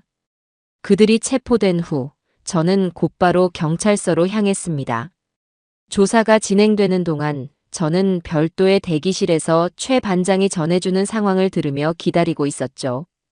며느리 세희는 조사실에 들어가서도 한동안 묵비권을 행사하며 끝까지 버텼다고 합니다. 하지만 최 반장이 노란 대문 시설에서 찍은 아내의 영상과 그녀가 흥청망청 쓴 카드 내역, 그리고 시설 운영자의 자백이 담긴 조서를 차례로 눈앞에 펼쳐놓자 마침내 무너져 내리기 시작했다고 했습니다. 하지만 제가 정말로 보고 싶었던 것은 며느리의 뻔한 발악이 아니었습니다. 바로 제 아들 민수였습니다. 과연 그 아이가 자신의 죄를 어떻게 마주할지 저는 제 눈으로 똑똑히 확인해야만 했습니다. 최 반장의 배려로 저는 취조 과정을 지켜볼 수 있는 일방향 거울이 설치된 작은 관찰실로 들어갈 수 있었습니다. 거울 너머 조사실에 홀로 앉아있는 아들의 모습은 제가 아는 아들이 아니었습니다. 그는 완전히 망가져 있었습니다. 고개를 푹 숙인 채 두 손으로 얼굴을 감싸고 아이처럼 어깨를 들썩이며 흐느끼고 있었죠. 잠시 후 최 반장이 조사실로 들어갔습니다. 최 반장은 어떤 위압적인 질문도 던지지 않았습니다. 그저 아들의 맞은편에 조용히 앉아 나지막이 물었을 뿐이었죠. 박민수 씨, 어머니가 보고 싶지 않았습니까? 그 한마디에 아들의 굳게 닫혀있던 둑이 터져 나왔습니다. 아들은 오열하며 자신의 비겁하고도 어리석었던 지난 시간들을 모두 토해내기 시작했습니다. 그것은 참회라기보다는 한심한 변명에 가까웠습니다. 세희가 다 알아서 한다고 했습니다. 어머니 건강을 위해서 잠시만 조용한 곳에 모시는 거라고 저도 처음에는 반대했습니다. 하지만 세희가 저더러 능력이 없어서 장모님한테 매일 구박만 받는다고 이번 일만 잘 해결되면 우리도 큰 소리치면서 살 수 있다고 저를 매일같이 몰아세웠습니다. 돈 문제도 어머니 재산을 잠시만 활용하면 나중에 몇 배로 불려서 돌려드릴 수 있다고 했습니다. 저는 정말 그렇게 될 줄 알았습니다. 아들은 모든 책임을 아내에게 떠넘겼습니다. 자신은 그저 아내의 등살에 못 이겨 아내의 달콤한 유혹에 넘어가 어쩔 수 없이 동조했을 뿐이라는 것이었죠. 저는 관찰실의 차가운 유리에 이마를 기댄 채 제 아들의 그 비참하고도 한심한 자백을 묵묵히 들었습니다. 분노보다도 측은함과 깊은 슬픔이 먼저 밀려왔습니다. 제가 아들을 잘못 키운 것이었습니다. 옳고 그름을 판단하는 능력 대신 그저 세상의 비바람을 피하는 요령만 가르친 제 잘못이었습니다. 아들의 조사가 끝나고 최 반장은 약속대로 제가 아들과 단둘이 마주할 시간을 마련해 주었습니다. 차가운 쇠문이 열리고 제가 조사실 안으로 들어서는 순간 아들은 화들짝 놀라며 의자에서 벌떡 일어났습니다. 그리고는 제 앞으로 다가와 소리를 내며 무릎을 꿇었습니다. 아버지, 제가 정말 죽을 죄를 지었습니다. 아들은 제 바짓가랑이를 붙잡고 이마가 바닥에 닿도록 머리를 조아리며 용서를 빌었습니다. 제발 한 번만 용서해 주세요, 아버지. 제가 다 어리석어서 그랬습니다. 세희한테 속아서. 저는 그런 아들을 아무런 감정도 없는 눈으로 그저 가만히 내려다보았습니다. 그리고는 제 인생에서 가장 차갑고도 냉정한 목소리로 아들의 마지막 희망을 꺾어버렸습니다. 용서. 제 나지막한 한마디에 아들의 울음소리가 멎었습니다. 내 어미가 그 차갑고 더러운 방에서 제 이름 석자마저 잊어버릴 정도의 약에 취해 망가져가고 있을 때 너는 무엇을 하고 있었지? 저는 아들의 눈을 똑바로 쳐다보며 한자 한자 힘주어 말했습니다. 너는 내 아내의 거짓말이 주는 안락함에 취해 있었고 내 어미의 피눈물이 밴 돈으로 새 차를 살 궁리를 하고 있었을 게다. 민수야, 너는 속은 것이 아니다. 너는 진실을 외면하기로 너 스스로가 선택한 것이다. 내 자신의 탐욕과 비겁함이 너를 내 어미를 해친 공범으로 만든 것이란 말이다. 제 말은 비수처럼 날아가 아들의 심장에 박혔습니다. 아들은 아무런 대답도 하지 못한 채 그저 고개를 떨구고 바닥만 내려다보고 있었죠. 저는 그런 아들에게 마지막 선고를 내렸습니다. 오늘 이 시간부로 나한테 아들은 없다. 그리고 병상에 누워있는 내 어미에게도 더 이상 아들은 존재하지 않는다. 가서 내가 저지른 죄의 대가를 내 남은 인생을 바쳐 뼈저리게 치르도록 해라. 그리고 다시는 우리 앞에 나타나지 마라. 저는 그 말을 끝으로 미련 없이 돌아섰습니다. 등 뒤에서 저를 부르는 아들의 절규가 들려왔지만 저는 단 한 번도 뒤돌아보지 않았습니다. 조사실의 육중한 철문을 닫고 길고 긴 복도를 걸어 나오는 동안 제 눈에서는 뜨거운 눈물이 흐르고 있었습니다. 그것은 아들에 대한 연민의 눈물이 아니었습니다. 제 손으로 직접 제 아들과의 인연을 끊어내야만 했던 한 아버지의 슬프고도 참담한 눈물이었습니다. 경찰서의 길고 차가운 복도를 걸어 나오는 제 등 뒤로 아들의 절규가 희미한 메아리가 되어 맴돌았습니다. 하지만 저는 단 한 번도 뒤돌아보지 않았습니다. 제 눈에서 흐르던 뜨거운 눈물은 어느새 차갑게 식어 제 뺨 위로 마른 기를 내고 있었죠. 그것은 슬픔의 눈물이 아니었습니다.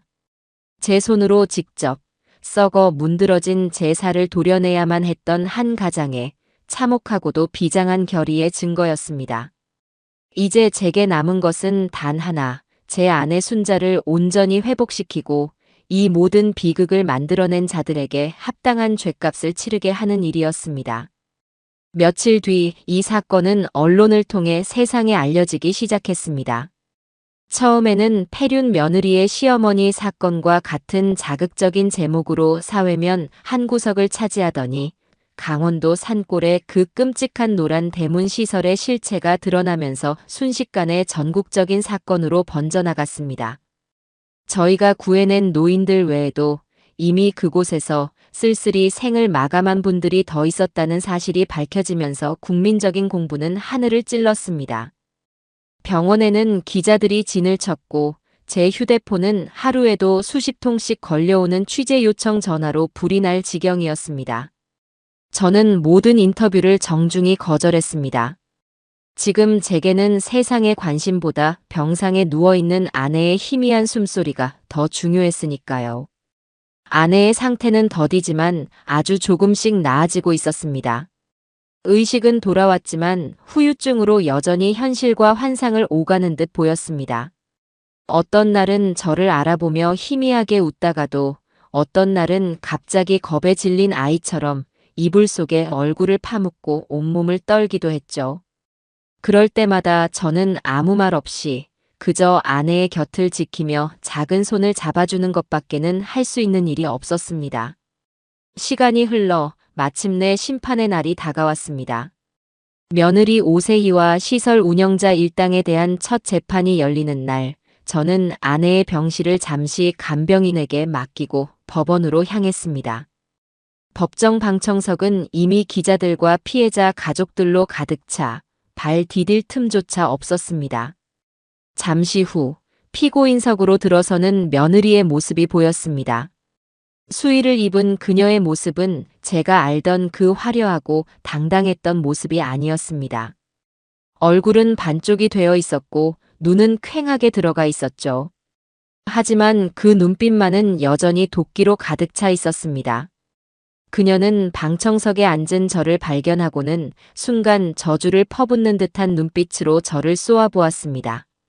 저는 그 시선을 피하지 않고 그저 묵묵히 마주 보았습니다. 재판은 검사의 모두 진술로 시작되었습니다. 검사는 차갑고 냉정한 목소리로 며느리 오세희가 얼마나 치밀하고 계획적으로 저희 부부의 재산을 노렸는지, 그리고 그 과정에서 인간으로서 차마 해서는 안 될 짓을 저질렀는지를 하나씩 열거해 나갔습니다. 노란 대문 시설의 끔찍한 내부 영상이 법정 스크린에 재생될 때 방청석 곳곳에서는 탄식과 흐느낌이 터져나왔습니다. 저는 주먹을 너무 꽉 쥔 나머지 손톱이 손바닥을 파고드는 고통조차 느끼지 못했습니다. 며느리의 변호사는 그녀가 산후 우울증과 과도한 스트레스로 인해 이성적인 판단을 하지 못했다며 심신미약을 주장했습니다. 하지만 그 어설픈 변명은 검사가 증거로 제출한 그녀의 화려한 쇼핑 내역과 외제차 계약서 앞에서 산산조각이 나고 말았죠. 그녀는 우울했던 것이 아니라 넘쳐나는 탐욕에 취해 있었을 뿐이었습니다. 재판이 진행되는 내내 며느리는 단 한 번도 고개를 숙이지 않았습니다.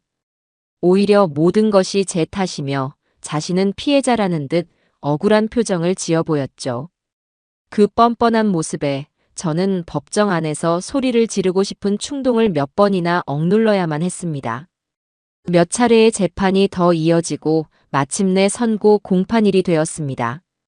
그날따라 법정의 공기는 유난히 무겁고 엄숙하게 느껴졌습니다.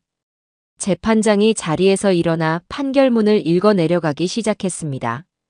피고인 오세희는 판사의 낮고 엄중한 목소리가 법정 전체에 울려 퍼졌습니다. 피해자인 시어머니에 대한 최소한의 존중과 연민도 없이 오직 자신의 경제적 이익을 위해 피해자를 생명의 위협이 명백한 장소에 유인하고 방치하였으면 그 과정에서 피해자의 재산을 편취하여 호화로운 생활을 영위하는 등 그 죄질이 이루 말할 수 없이 불량하고 반인륜적이다.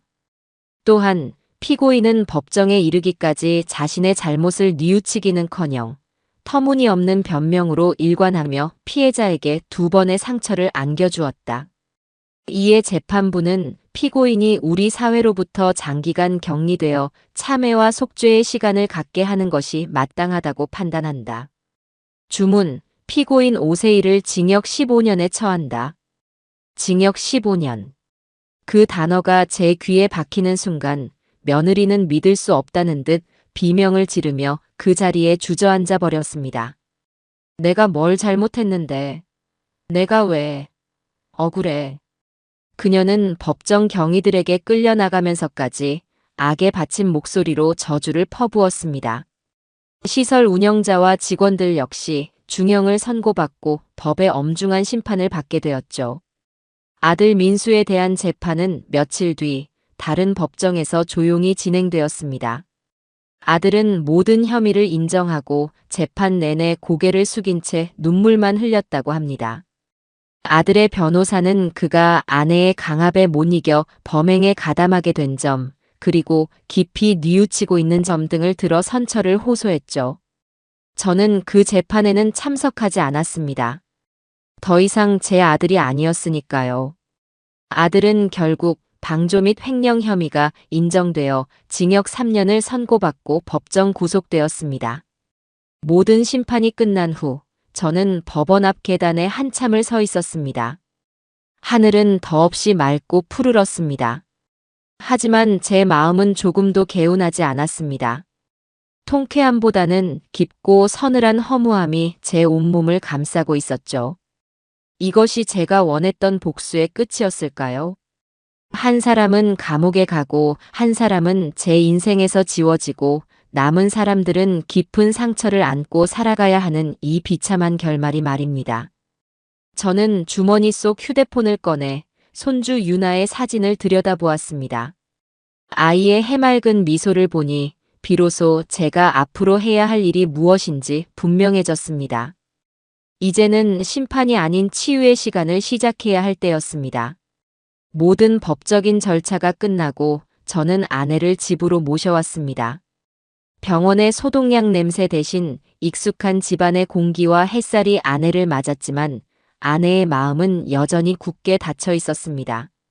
아내는 자신이 가장 안전하다고 느꼈던 공간에서조차 밤마다 악몽에 시달리며 비명을 질렀습니다. 좁은 방에 혼자 있는 것을 두려워했고 낯선 사람의 방문에는 극도의 불안 증세를 보였죠. 의사는 외상 후 스트레스 장애라는 진단을 내렸습니다. 망가진 몸을 회복하는 것보다 조각난 마음을 다시 붙이는 일이 훨씬 더 어렵고 고통스러운 과정이었습니다. 손주 유나 역시 마찬가지였습니다. 아이는 저희 집으로 온 이후 한동안 말을 잃어버린 아이처럼 입을 굳게 닫았습니다. 밤에는 할머니처럼 악몽을 꾸며 울부짖었고 낮에는 그림책의 한쪽 구석에 온통 검은색으로만 낙서를 하곤 했죠. 저는 아이의 손을 잡고 아동심리 상담센터를 찾았습니다. 전문가는 아이가 자신의 감정을 표현하는 방법을 잊어버렸다고 했습니다. 아이의 마음속에 갇혀버린 공포를 밖으로 꺼내주는 것이 시급하다고 했죠. 그날 이후 저의 하루는 온전히 두 사람을 돌보는 것으로 채워졌습니다. 아침이면 아내를 위해 부드러운 죽을 쓰고 낮에는 유나와 함께 상담센터에서 모래놀이 치료를 받았습니다. 저녁이면 잠 못 드는 아내의 등을 밤새 쓸어주며 어린 시절 어머니가 불러주시던 자장가를 의존해 주었죠. 평생을 누군가를 가르치고 바로잡는 역할만 해온 제게 누군가를 온전히 보살피고 기다려주는 일은 생각보다 훨씬 더 어렵고 고된 일이었습니다. 하지만 저는 단 한 번도 힘들다고 생각하지 않았습니다. 이것은 제가 제 소중한 가족을 지켜주지 못했던 것에 대한 속죄이자 제게 남겨진 마지막 책임이었으니까요. 시간이 약이라는 말은 때로는 진실이었습니다. 계절이 두어 번 바뀌고 저희 집 마당의 감나무에 다시 붉은 감이 열릴 무렵 아주 작은 변화들이 찾아오기 시작했습니다. 어느 날 아침 아내가 먼저 제게 말을 걸었습니다. 여보, 오늘 날씨가 참 좋네요. 너무나도 평범한 그 한마디가 제게는 천상의 음악처럼 들렸습니다. 저는 애써 차오르는 감정을 누르며 아무렇지 않은 척 대답했죠. 그러게 말이오. 우리 오랜만에 마당에 나가서 햇볕이라도 좀 쬐시다. 저는 아내를 부축해 마당의 툇마루에 앉혔습니다. 아내는 따스한 가을 햇살을 받으며 한참 동안 말없이 자신의 시든 화단을 내려다보았습니다. 그리고는 아주 작은 목소리로 말했죠. 저기 호미 좀 갖다 줄래요? 저는 창고로 달려가 녹슨 호미를 찾아 아내의 손에 쥐어주었습니다. 아내는 마른 손으로 호미를 부여잡고 툇마루에 앉은 채로 힘겹게 잡초를 하나씩 뽑기 시작했습니다. 그 작은 움직임이 아내가 다시 세상 밖으로 나오려는 첫걸음이라는 것을 저는 알 수 있었습니다. 그날 저는 아내의 등 뒤에서 한참 동안 소리 없이 눈물을 흘렸습니다. 유나에게도 변화가 찾아왔습니다. 상담 치료를 꾸준히 받으면서 아이는 조금씩 자신의 감정을 표현하기 시작했습니다. 어느 날 아이는 그림 치료 시간에 커다랗고 무서운 노란 대문을 그렸습니다. 그리고는 그 문을 온갖 색깔의 크레파스로 마구 칠하며 지워버렸죠. 한참 동안 그림을 지우던 아이가 갑자기 저를 보며 말했습니다. 할아버지, 이제 노란 대문 없어졌어요. 내가 다 물리쳤어요. 그리고는 제 품에 와락 안겨 그동안 참아왔던 울음을 터뜨렸습니다. 저는 그런 아이를 힘껏 끌어안고 등을 토닥여 주었습니다. 그래, 우리 유나가 다 물리쳤구나. 우리 강아지 정말 장하다. 이제 괜찮아. 할아버지가 꼭 지켜줄게.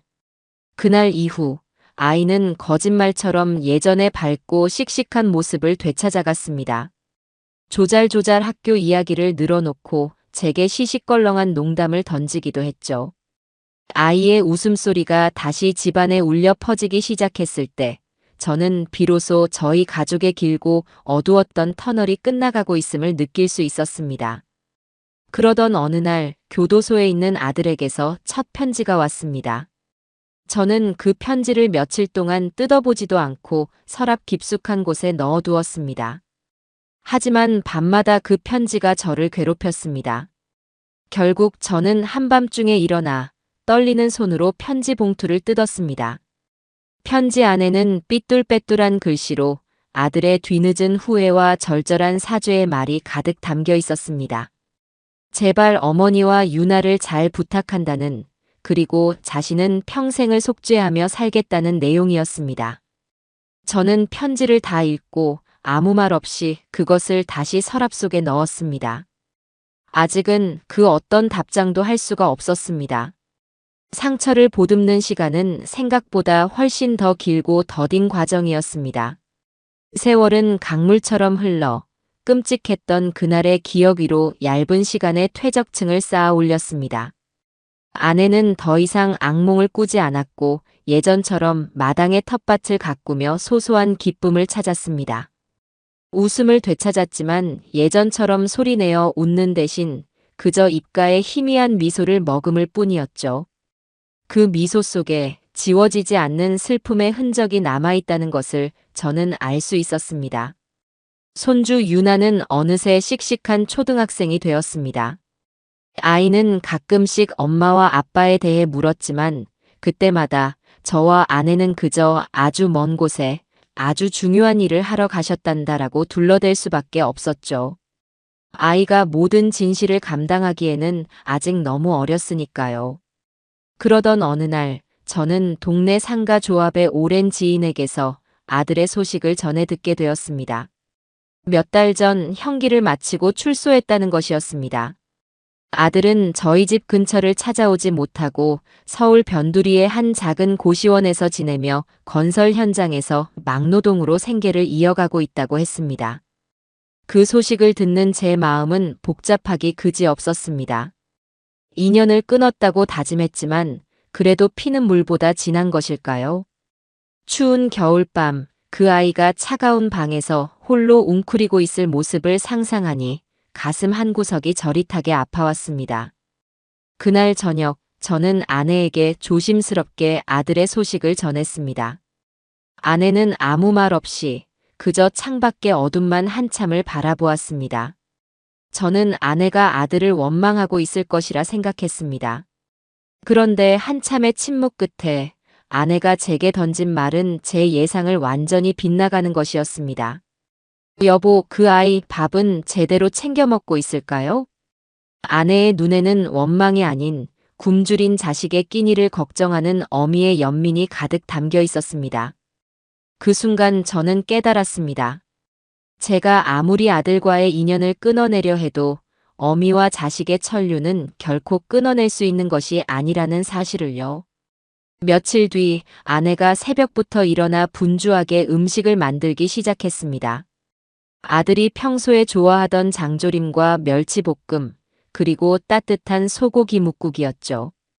저는 아내가 무엇을 하려는지 짐작할 수 있었지만 아무것도 묻지 않았습니다. 아내는 정성껏 만든 반찬들을 보온 도시락에 담고 그 옆에 서툰 글씨로 짧은 편지를 써서 함께 넣었습니다. 밥 잘 챙겨 먹어라. 유나는 잘 크고 있다. 어미가. 저는 그 도시락을 들고 수소문에서 알아낸 아들의 고시원으로 향했습니다. 차마 아들을 직접 마주할 용기가 없어 저는 경비실에 도시락을 맡기며 아들의 이름만 알려주고 돌아섰습니다. 그날 밤 제 휴대폰으로 모르는 번호의 문자 메시지 한 통이 도착했습니다. 감사합니다, 어머니. 그리고 죄송합니다, 아버지. 짧은 문자였지만 그 안에는 아들의 수만 가지 감정이 담겨 있다는 것을 느낄 수 있었습니다. 저는 그 문자를 아내에게 보여주었습니다.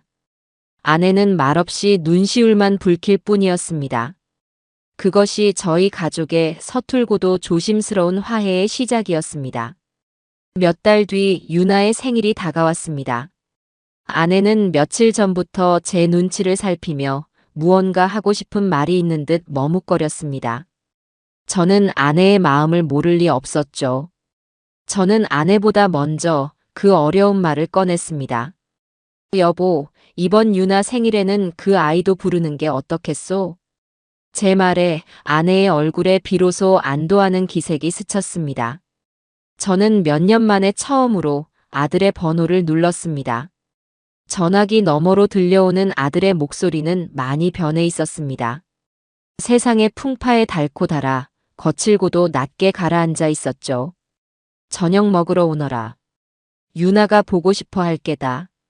유나의 생일날 저녁, 아들은 약속된 시간에 맞춰 저희 집으로 왔습니다. 몇 년 만에 마주한 아들의 모습은 몰라보게 늙고 초췌해져 있었습니다. 하지만 예전에 그 비겁하고 나약했던 눈빛은 사라지고 그 자리에는 깊은 회한과 삶의 무게가 담겨 있었죠. 아들은 현관에 들어서자마자 저희 부부 앞에 큰 절을 올렸습니다. 그리고는 아무 말 없이 눈물만 뚝뚝 흘렸습니다. 그날의 저녁 식사는 아주 어색하고 조용했습니다. 유나만이 아무것도 모른 채 오랜만에 만난 아빠의 옆에 앉아 신이 나서 제잘거렸죠.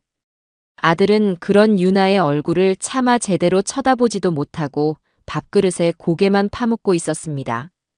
아내는 그런 아들의 그릇 위에 말없이 장조림 한 점을 올려주었습니다. 그 순간 아들은 더 이상 참지 못하고 식탁에 엎드려 아이처럼 서럽게 울기 시작했습니다. 완벽한 용서는 아니었습니다. 어쩌면 평생 저희의 상처는 완전히 아물지 못할지도 모릅니다. 하지만 그날 저희는 깨진 그릇의 조각들을 아주 서툴고 느리게 다시 맞추어 보기 시작했습니다. 그것은 용서가 아닌 손주를 위한, 그리고 남겨진 저희 자신들을 위한 최소한의 배려였습니다. 아들과의 어색한 재회가 있은 후 또 한 번의 가을이 찾아왔습니다. 아내의 건강은 이제 완연히 회복되어 예전처럼 맑은 웃음소리를 되찾았습니다. 아들은 한 달에 한두 번씩 저희 집을 찾아와 말없이 집안의 굳은 일을 돕고 가곤 했습니다. 저희는 여전히 아들과 많은 대화를 나누지는 않았지만 그 묵묵한 시간 속에서 서로의 상처가 조금씩 아물어가고 있음을 느낄 수 있었습니다. 어느 맑은 가을날 오후 아내와 함께 툇마루에 앉아 붉게 물들어가는 감나무를 보고 있을 때였습니다. 아내가 문득 아주 오래전의 약속을 꺼냈습니다. 여보, 기억나요? 당신 친구분이랑 스위스 가시기 전에 나중에 꼭 같이 가자고 약속했던 거. 저는 말없이 고개를 끄덕였습니다. 그것은 끔찍한 악몽이 시작되기 전 저희의 마지막 행복했던 기억이었습니다. 이제는 갈 수 있을 것 같아요. 당신이랑 함께라면.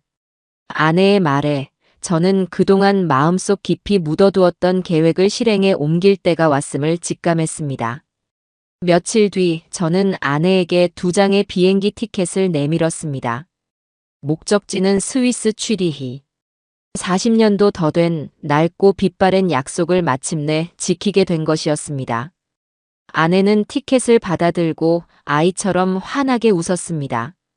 그 웃음은 제가 지난 몇 년간 그토록 보고 싶었던 순수하고 가식 없는 진짜 웃음이었습니다. 여행 당일 공항으로 향하는 길은 몇 년 전과는 완전히 다른 풍경이었습니다. 뒷좌석에는 손주 유나와 아들 민수가 함께 타고 있었죠.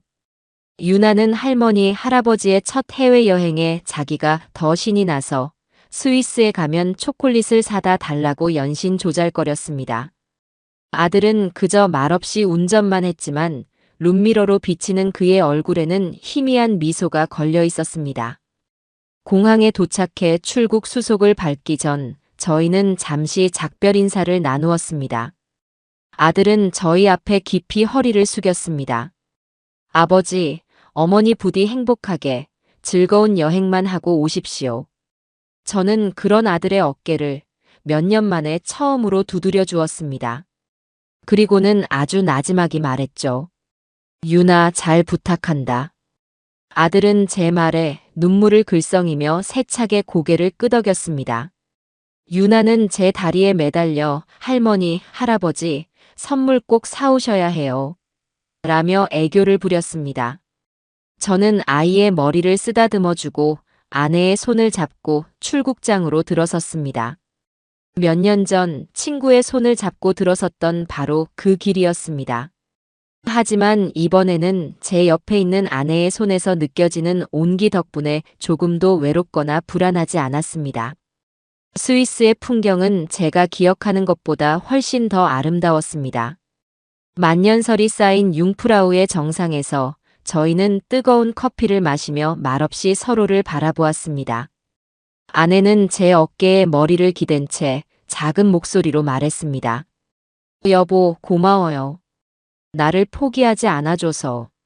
그리고 우리 민수 용서해줘서요. 저는 그런 아내의 머리를 쓰다듬으며 대답했습니다. 용서라기보다는 그저 이해하게 된 것뿐이요. 완벽한 사람은 세상에 없지. 우리 모두는 실수를 하고 또 상처를 주며 살아가는 불완전한 존재들이니까. 중요한 것은 그 실수를 어떻게 책임지고 그 상처를 어떻게 보듬어 안고 살아갈 것인가 하는 점이겠지. 저희는 그곳에서 길고 길었던 저희의 지난 시간들을 정리하고 또 앞으로 남은 시간들을 이야기했습니다. 더 이상 저희에게는 원망도 미움도 남아있지 않았습니다. 그 모든 감정의 소용돌이를 지나고 나니 마침내 평온이 찾아온 것이었죠.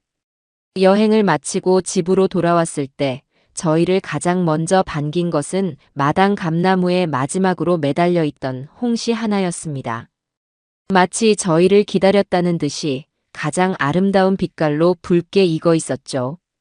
저는 그 홍시를 따서 아내와 반으로 나누어 먹었습니다. 달콤하고 부드러운 맛이 입안 가득 퍼졌습니다. 진정한 행복은 알프스의 장엄한 설경이 아니라 바로 이 작고 소박한 일상 속에 있다는 것을 저희는 길고 긴 고통의 시간을 지나고 나서야 비로소 깨닫게 되었습니다. 폭풍은 지나갔고 저희는 더 단단해졌어요. 그리고 저희의 남은 날들은 저 홍시처럼 달콤하고 따뜻할 것이라고 저는 굳게 믿습니다.